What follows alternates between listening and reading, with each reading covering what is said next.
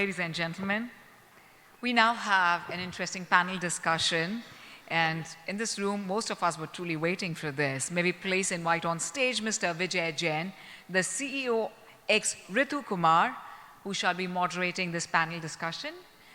Can we please have a chair as well?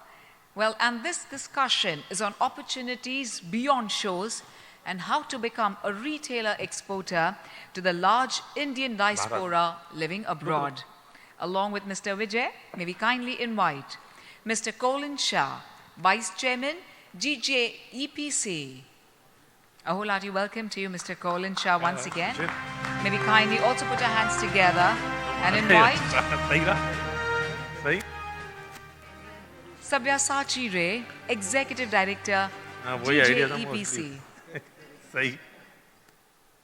Thank you very much, dear sir. May we kindly invite Mr. Nirakar Chand, CEO, Precious Metals Division, Diamond India Limited, and Mr. Manohar Gangwani, SBI. Can we please put our hands together? Come on, ladies and gentlemen.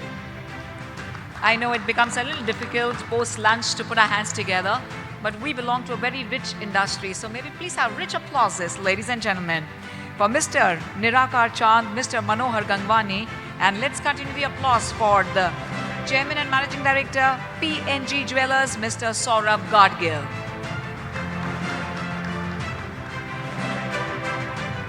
Thank you. Over to you, dear sir, Mr. Vijay Jain. Thank you. Good afternoon, everybody. Can you hear me? Can you hear me at the back? Good afternoon, everybody. Good afternoon. Thank you. Is it a great time to be in the jewelry industry, or it's not such a great time to be in the industry? Great time. Okay.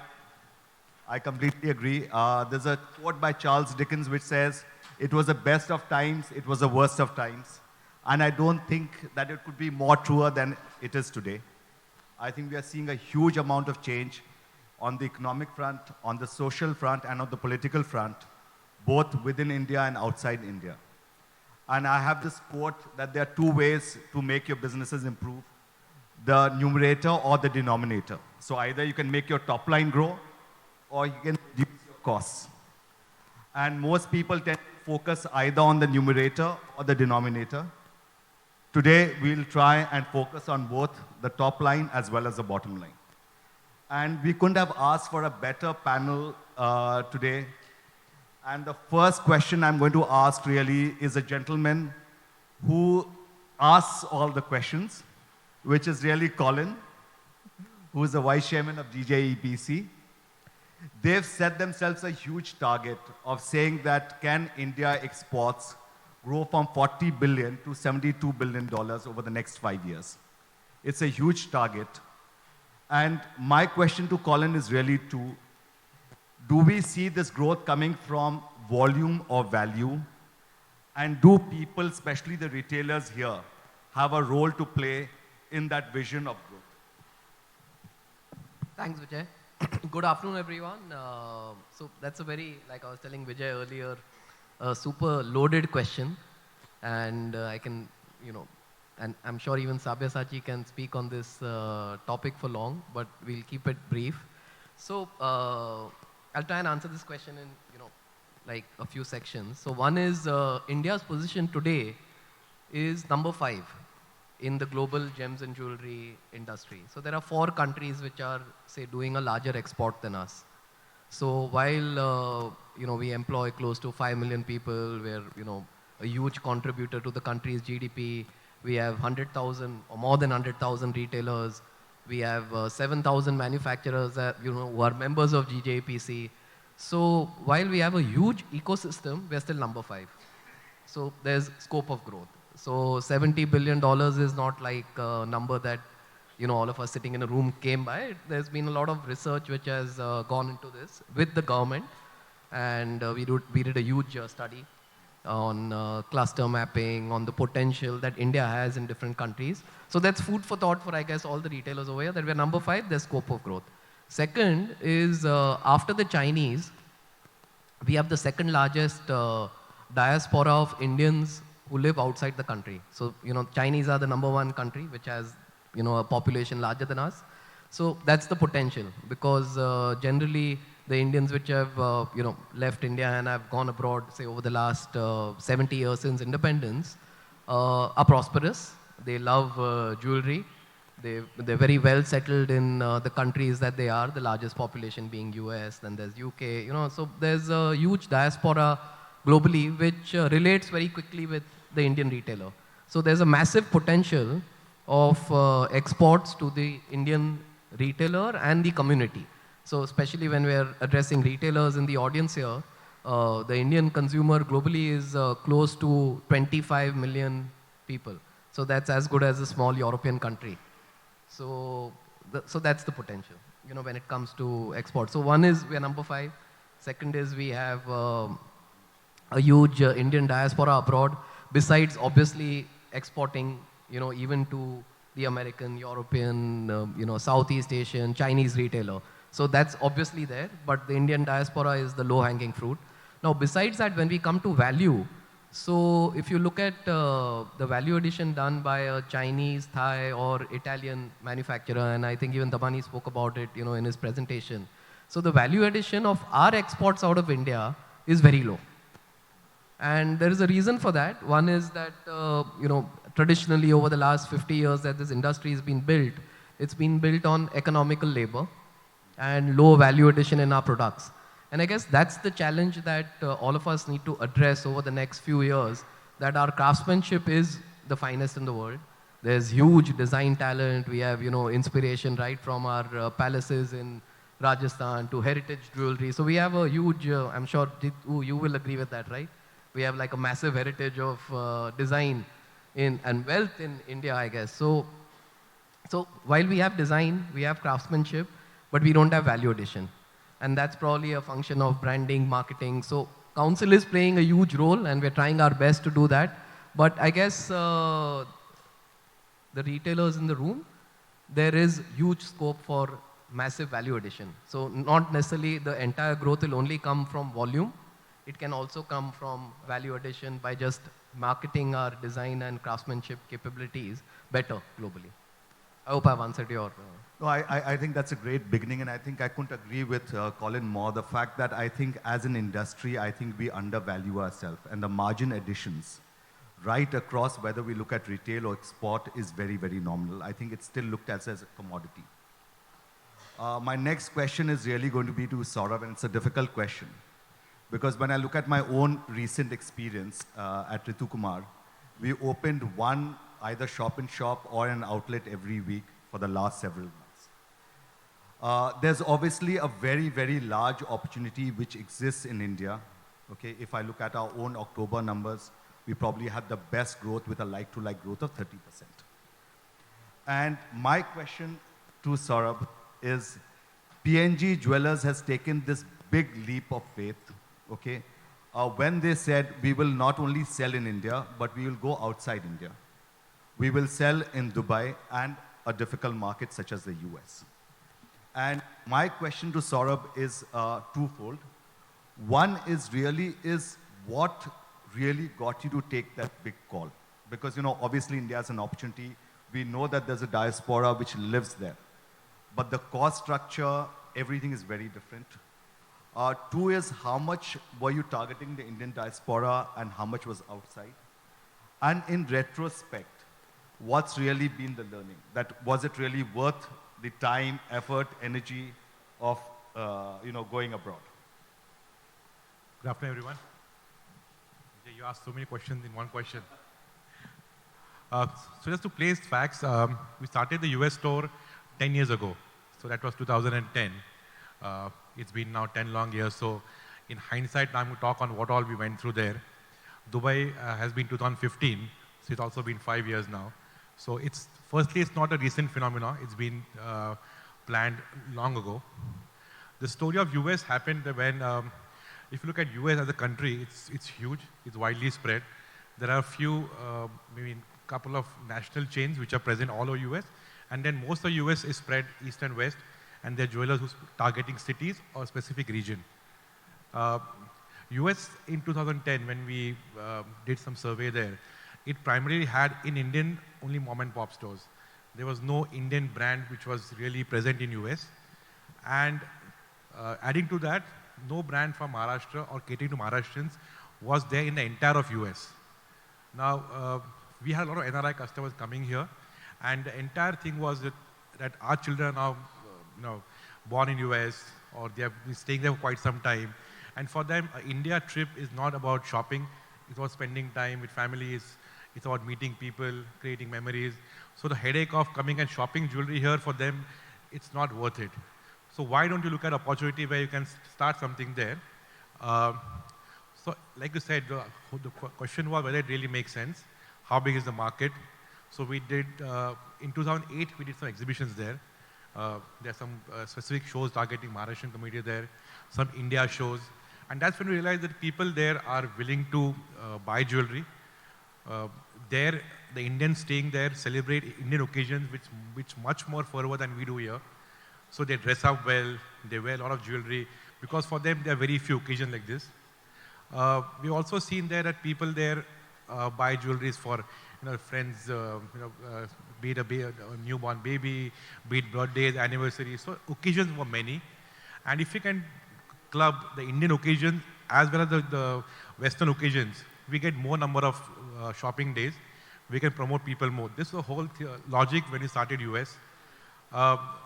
Like US, the first major thing is to have somebody to run the operations there. Like was it possible for us? No. I mean, I had no intent of moving to US or settling down there. So we had to go through the entire process of getting an L1 visa done for a person to head operations there. I think currently in US, the largest issue which anybody facing today is visas. Do you have people there who can be stationed in US to run operations, who are from your family or from trusted, who understand business? And then we realized the second thing was people expect there is structured service, but the same kind of warmth which they experience in India here. A lot of feedback on people there was American jewelers there have great service. They are, the stores are spick and span, SOPs are maintained, but they lack the warmth. It's very transactional. So if you can get the Indian angle to it, along with the benefits of the US retailing, that was the whole philosophy we started US. We started in 2009-10. Fortunately, unfortunately, that a year when Lehman collapsed. So that year was a disaster for the industry as such, but it gave us a lot of learnings for us. When you start with an obstacle, it really gets you to be on your feet. It gets you introspect. You learn from that. So 2010 was a year when things in US started recovering. Post 11, things in US started really picking up. So it's been a good journey from there. We have really improvised on designs. We improvised on how to display jewelry there, what stock to keep there. It's a very different kind of a business than it happens here. US business is more weekend based. It's not like a 7-day-a-week business in India here. In US, you've seen a lot of people buy during exhibitions. When in India here, you see people will come and see an exhibition but want to come to a store to buy. In US, you've seen it's really easy to sell exhibitions. US shipping is easy. You can have customers from all over the coast. From Canada, you can do ship jewelry there. It's safe, secure, convenient. Now we do a lot of FaceTime there, and jewelry is sold on FaceTime. So it's a different market there. So just to answer a question whether it's worth it, if you have an ambition to do a hobby, it's not worth it. If it's something which is serious, it needs thought, it needs efforts, and it needs patience. Anything which you do internationally needs a long time to really break even. It needs patience, it needs that focus. But now in hindsight, if you look at it, it's a great opportunity. It's a very advanced retail market. It's got its own customer base there. Competition there is limited. It's not as intense as India. So the margins there are much better, but volumes are lower. So I would say in combination, it's good to have that, but you need the bread butter from India here. No, I think, thank you, Saurabh. If you look at, the complexities of his answers, it was really interesting. And I go back to Amit's session earlier. And I think you see a very huge amount of overlap with some of the things we are grappling with today. And one of the things he talked about organization structures and how do you handle the company outside, which was actually outside the purview of what I was asking him. But it was really interesting to see how Amit and Saurabh are both expanding their business with the help of people and professionalizing their business. So I think that's very interesting. I think the other interesting thing which he mentioned was that how time and how people are changing their time. This entire issue of when I'm coming to India, I'd rather spend time with family versus spend time shopping. And I think a lot of people who are going abroad from India today, shopping used to be a primary activity which is now moving on to experience. So I think a lot of these things, when we look at these answers, I think there's an ecosystem which is building much larger. And I think even when people look to move from one city to another as a jeweler, when you look to move to another city, I think some of the points which Saurabh made is equally relevant. The next question is really I'm going to ask Sabyasachi, I'm going to ask him two questions. One is, do you really believe that the Indian jeweler can become an international brand, or are there people from Indian origin who can become international brands? And the question I ask this, and this has been a pet topic of mine, if you look at Europe, especially France and Italy, you've had people in the cosmetic and the apparel segments who've created a very large domestic market and they've become global brands. India has a very large domestic market. It has a huge export market, but there are really very few retailers who exist as international retailers. So while that might be a much broader topic, and perhaps we'll cover it at a session later on, my question really is that are there examples, and how difficult or easy is it for a retailer to set up a store outside India?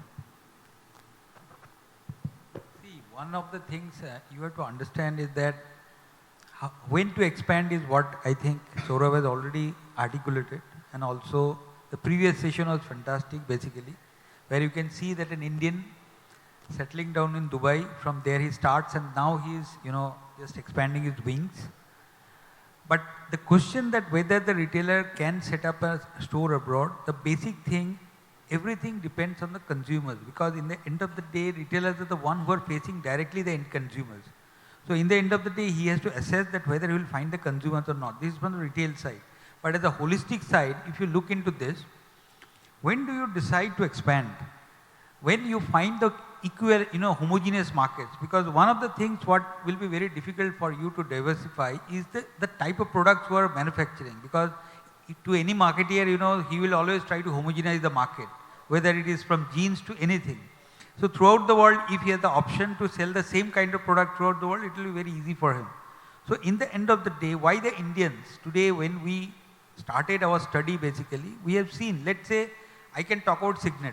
So if you see Signet, USA and UK, they are selling to the similar kind of customers basically, if you look into this. So that way, there are examples. Tiffany also, when they expanded to a similar kind of consumers. The same way today, when you look at the brands of India who are expanding, whether it is Malabar, whether it is Saurabh, anybody basically, you will see that they are having a catchment area. They have founded the catchment area, and the catchment area they are expanding, so that the same kind of product they are expanding. And what I also remember, what I think Saurabh has talked in the last session of similar topic, is that when the people come to buy there, so you have put your foothold with a similar kind of product, but slowly you expand to the kind of product what is being sold there. So if you open a shop, of course 60 to 80% in the beginning will be maybe your product, your catchment area, so the NRIs will come or the South Asians will come. But slowly you will also grow on the market. So there can be a 60-40 thing. That means 60% you are selling to the Indian consumers, 40%. So in a sense, what you are doing, that you are getting the foothold and from there you are expanding. This is one thing. The second thing is that the type of opportunity, what you get. See, one of the things, of course, you have asked that whether it is easy to set up a shop abroad or not. Nowadays, if you go to US, you go to Dubai, etc., setting shops are not that at all difficult. You know how in the internet also you can do a lot of things. But the bigger issue is that what you get a help from your government. This is a striking thing when you are studying, is that when you want to set up a shop abroad, the thing or your investment mainly will go into setting up the shop abroad. Of course, after me, the State Bank is here. I do not know whether they finance the setting up of shop abroad or not, but everything else is finance. Today, if you look at the MSME, the type of finance in exports and MSME with 5% subvention, it's free money. So in the end of the day, you are getting free money, free capital to have that credit, export credit. Beyond that, the gold also, what you are getting is that 1 year you can get it on credit with the lowest possible interest rate of 3%. With that, you add up at 1 or 2%. So if you look at the credit, that also you are getting free. The gold, what you are, that also you are getting free. So in the end of the day, the type of incentives, also there are no taxes when you are doing the business. Of course, I should not tell it from a platform here. I'll give you a very small example. An Indian, let's say he buys from Saurav here, from one of his stores, and he buys from Dubai. When he buys from Dubai, till a limit, his jewelry is free without the taxes or anything. So if you look at the type of jewelry, see, I do not have the exact data what kind of jewelry the Indians going abroad are shopping and then bringing it back. So you are also having those consumers also. So in the end of the day, it's captive consumers. The capital is free. You know, you have a credit limit. That means you can do the business exactly like, let's say you have a shop in Maharashtra, you have a shop in Delhi. From here to there, how you are shipping it the same way you can ship, because 1 year you can keep it abroad with the end of the brand without going. So the consignment sale, you can bring it anytime here without the duty, etc. You can exchange the product. So this way, you have to only know the rules of the game. Setting up is only that what you have to learn. And after that, I think it's easier to operate there than here. Just to add to that, what I really feel is, one more thing which really helped us really overseas is we look at India's image now. If you look at India 15 years ago, it was more about, they're good at manufacturing, quality-wise, we're not sure. So this whole thing really prevented people from going mainstream and going and starting customer-facing operations. Now we look at Indians, they're looked at as people who are savvy, who understand technology. Also, if you look on grounds of ethics, morals, we are now going up the ladder. I think all this also helped brand India, has helped people to venture and really go in the upfront, going customer-facing. I think the other thing also is now technology. You'll find, if you look at say a brand like Superdry, it promotes Japan, but actually a brand from Britain. So now, today with technology, you can have a workshop in some other part of the world. You can ship online. You don't need to be in the country which you want to operate on. So the world has changed a lot, and I think Indian image has really helped us to really now go there and say, okay, this is a brand from India. You no longer need to say, okay, I'm a brand from Europe, I'm from America. And that, I think, is really helping a lot of Indian entrepreneurs to venture overseas. I think that's really well put, because I think as India as an economy and as a superpower, it grows in terms of wealth, its people, and its diaspora abroad. I think one of the big things you will see, and you've seen this with China as well, is that Chinese brands have actually become global brands. And I think sort of what you said is absolutely correct, that as India becomes big, and we have this entire concept of Chinese restaurants being everywhere, and it's mainstay people who are actually eating Chinese. I think the entire concept of India and Indianness is becoming very, very large. One of the areas we haven't really covered, but is also the fact that today, as a retailer, you can, through various portals, sell on e-commerce as well. And in addition to the diaspora, I think there's an opportunity for mainline. It might begin with a smaller percentage, as Sabyasachi said. But as you resonate more and more with consumers, that'll grow. I think Sabyasachi made two very interesting points. And I'll just go back to what Saurabh had mentioned, that he tested the market through an exhibition. And I think that as a retailer, you have that option. What you mentioned, Sabyasachi, is that I can keep my jewelry for 1 year and get it back. So I think that's a very large opportunity. The second, what he mentioned very clearly, is that if you understand the market and are willing to take the call, the working capital requirement is virtually zero. It's because it's largely on the fixtures and furniture and the deposit. And there's enough bank funding which is available. And so that brings me now to the denominator point. So we've looked at that there's an opportunity, that there's a growth. GJPEC, the government, everybody's looking to see as to how we can expand. But at the end of the day, when you're running a dhanda, the biggest issue is costs. So I'm going to ask this question from State Bank of India, sir, and we are really happy that you're here.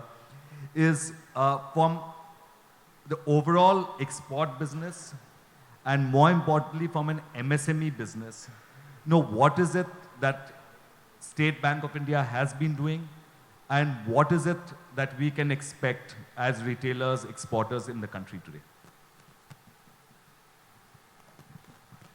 Sir, here, as our panel members have already advised, India is a huge jewelry market, gemstone jewelry market.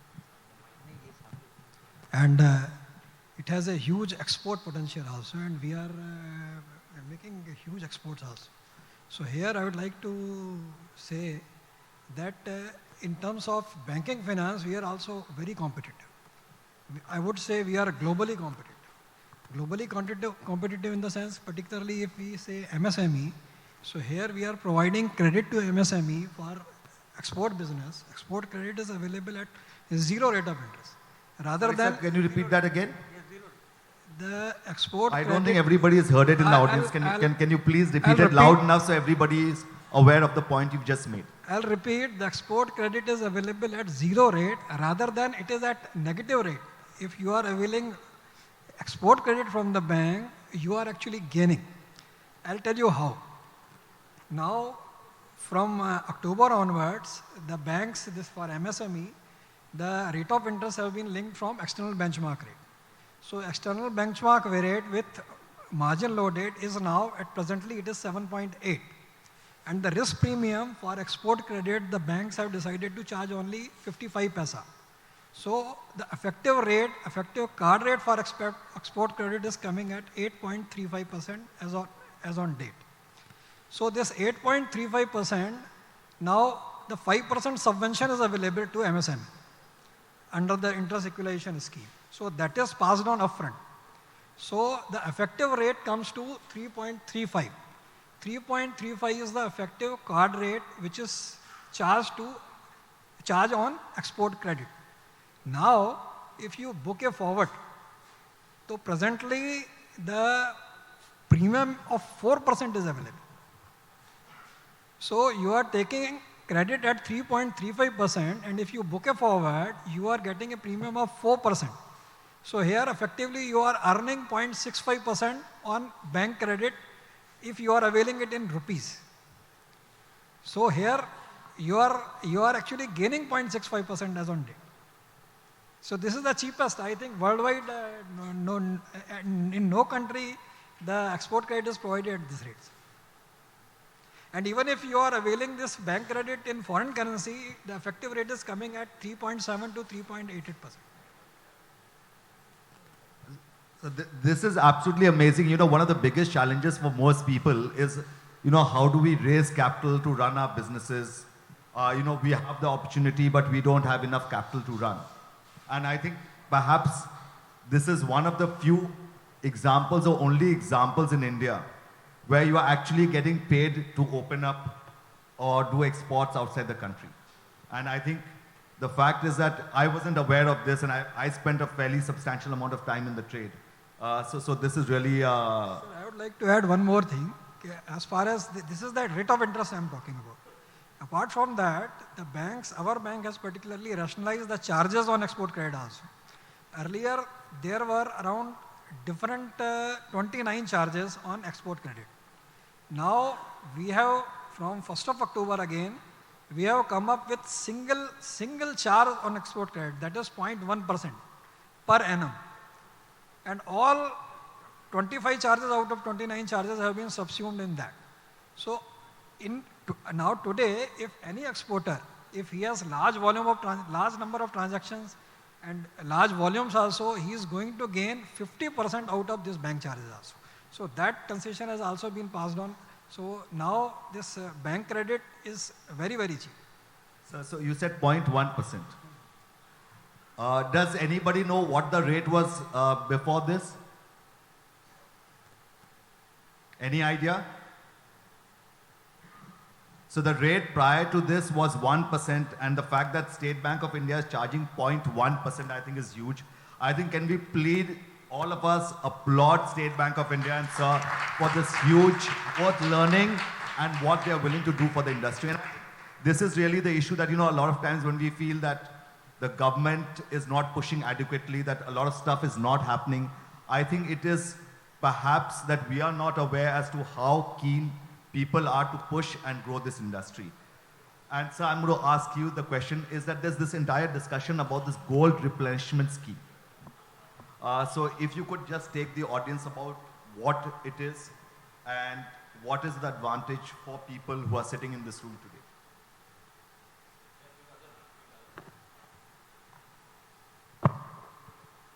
Hello, good afternoon.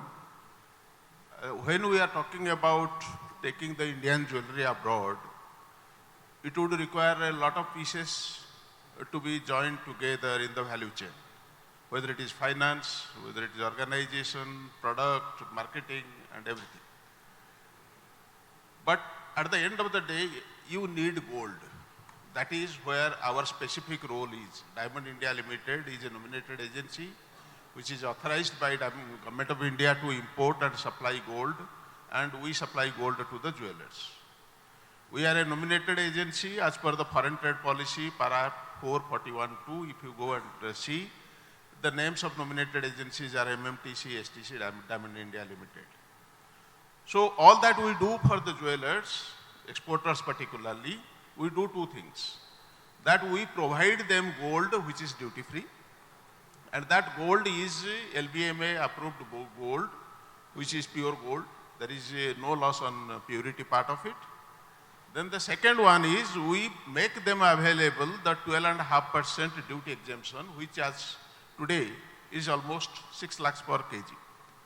All that is required to be done by the exporter is to take the gold from us, make jewelry and export, give us the export proof of export, the documents, and then we make them available that custom duty free gold. So these two things that we provide, that means the physical gold that we supply, and we make available the duty exemption, the custom duty exemption and GST exemption. So 6 lakhs per kg is something that you get out of the gold that you procure from the banks and agencies. Now coming to how do we do it, the replenishment that is being mentioned. The foreign trade policy provides the manner in which you can take gold from the banks and agencies. You can either take outright purchase from us, which sir said is pretty cheap, the cost of finance is pretty cheap. You can take gold on metal loan basis, give us some security bank guarantee, and you take the gold which is almost at 3%. And you can take on replenishment basis. What is replenishment basically says that you export your own gold without waiting for taking the gold from the banks and agencies. You have some gold lying in your home. You can make jewelry, export at your convenience. And you have the documents available with you. You bring the documents to us, we make available to you the equivalent quantity of gold. Replenishment is nothing other than the replenishing the gold content that you have already exported. This is a scheme which gives a lot of flexibility to the exporters, because you are not tied down to the other factors like when to procure the gold, at what rate you are buying, and those kind of stuff. And probably replenishment also helps take some kind of arbitrage in the market also. Anyway, but that is a different thing. The scheme is something which gives you the flexibility of exporting the jewelry and taking back the duty-free gold from us by submitting the documents. So we fill in a specific role in this value chain, which is the supply of gold. So you make a very interesting point. So what you are telling me, as a jeweler, I can actually export, use my own gold on which I paid duty, come back to you, give you the papers, and take duty-free gold. So I think, this is really, really huge and interesting because not only are we working on negative working capital, but the fact that if you are exporting outside the country and you've used your existing gold on jewelry which you've actually made, you've got a import duty credit back. Since we are running out of time, I'm going to leave the session open for a couple of questions. If anybody has any, we'd be more than happy to take it. You can address it either to the panel or to anybody specific you'd like to do so.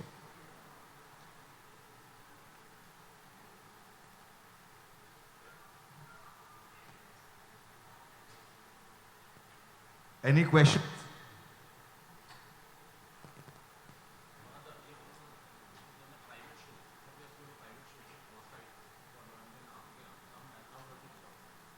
So the question is, if you see the apparel industry, I think has done this extremely well, where you have a large number of people who exhibit outside the country. Whatever's not sold, come back. The question really is that, let's say if I am a jeweler who doesn't have or hasn't thought about exporting yet, but I would want to test the market. Two questions.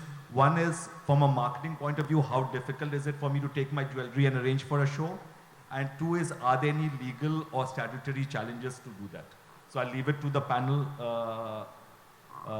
to address that.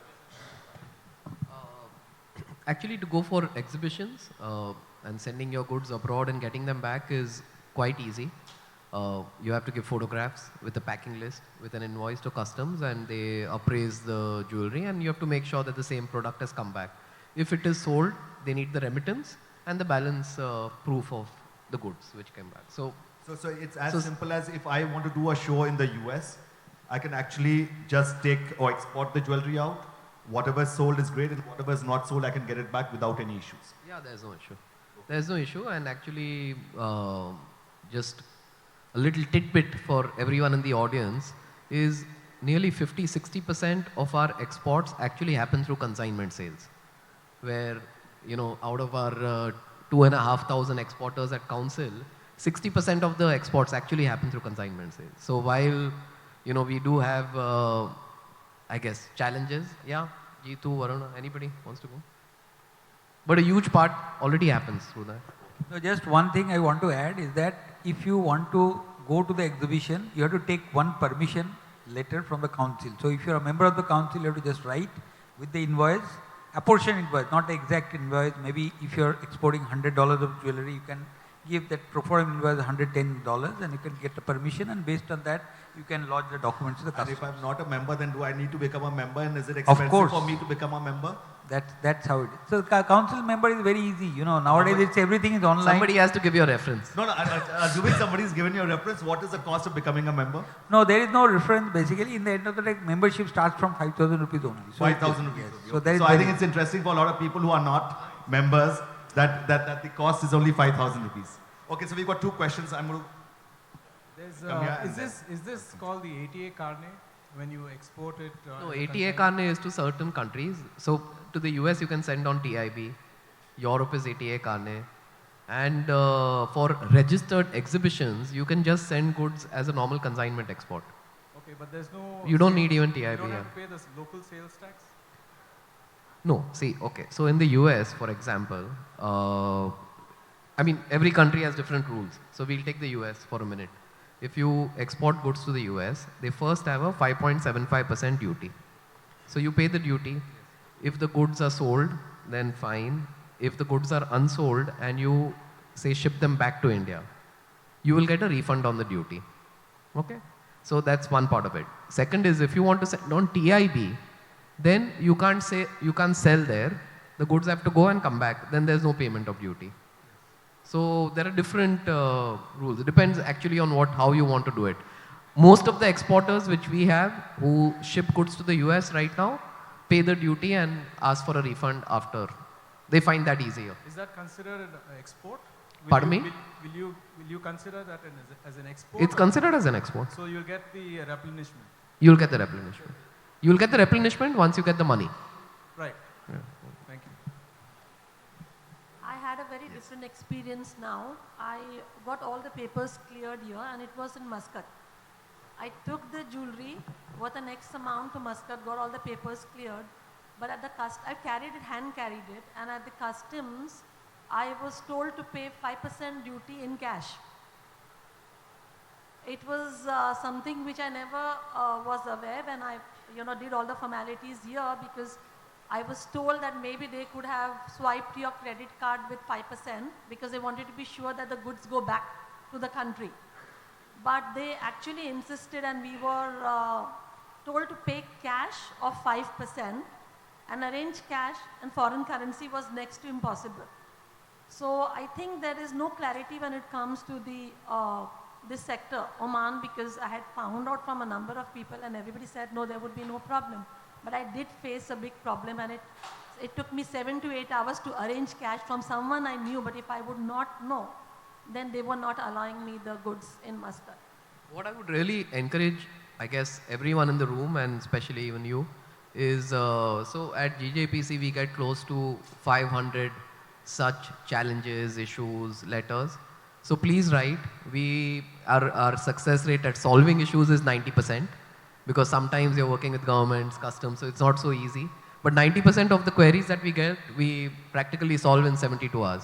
So I would really encourage you to, because we have some intra-government relations and things. So if it's within the ambit of law, then it will be done if the paperwork is correct, and I'm sure we'll be able to help you out.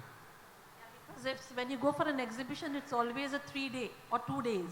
So 72 hours would not solve the problem. So I think that getting more clarity onto this subject prior to actually That you are always welcome to do. We have a help desk, so before you go, you can of course get... Yeah, but after failing once, I'm sure I'm going to go to Sabyasachi and then get things sorted out. I'll give you a story, and this is a very small story that somebody took just like you. I would not name her. So she went to Nepal just to do an exhibition. In Nepal, jewelry import is banned. So she was supposed to be arrested, So we saw to it that she was not arrested basically, because she called us up from there.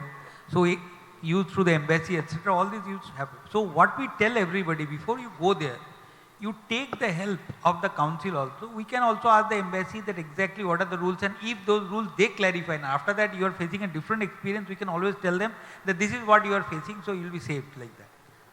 And then I can get all of this for 5,000 rupees. Value for money. Okay guys, on that happy note,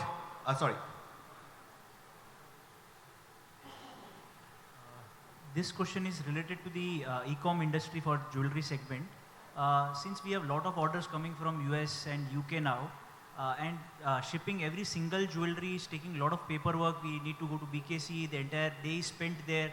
Even for shipping a $400 jewelry is taking the entire day. And if at all our vision is to go to $70 billion in next 3 years, 5 years, I think e-com can be very instrumental in doing that.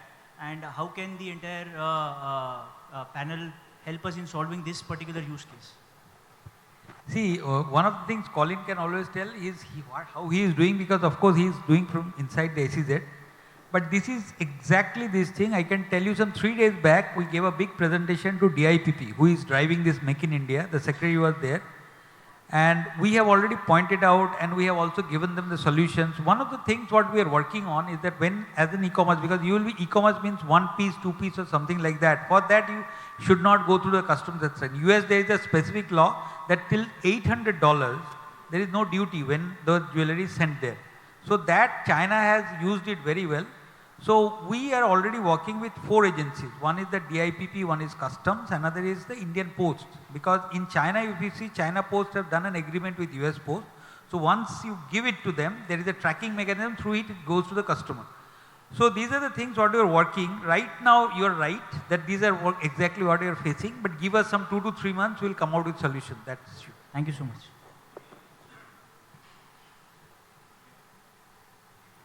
Okay, before I thank the panelists, there's a saying that post-mortem has a certainty which a diagnosis does not have.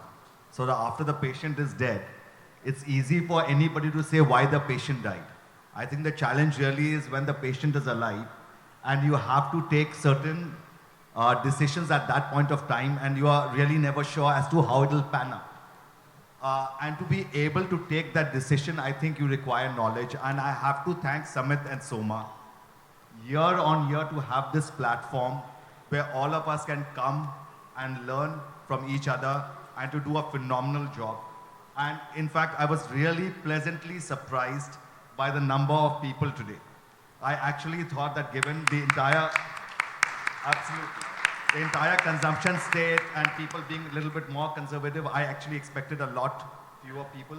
So I think awesome to both of you. I think it's really phenomenal what you've done for the industry and continue to do. And I would like to thank the panel.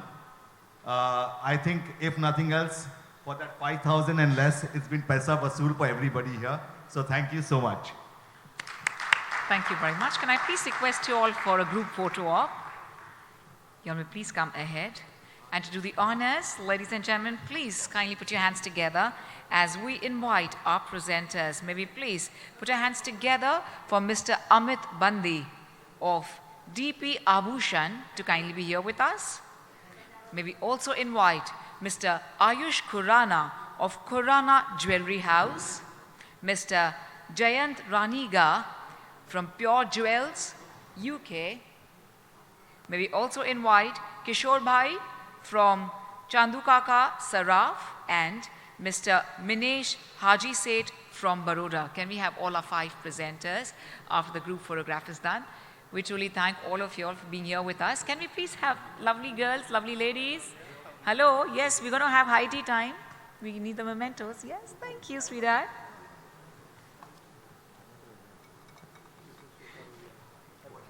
One by one, we're going to have a photo up too along with it.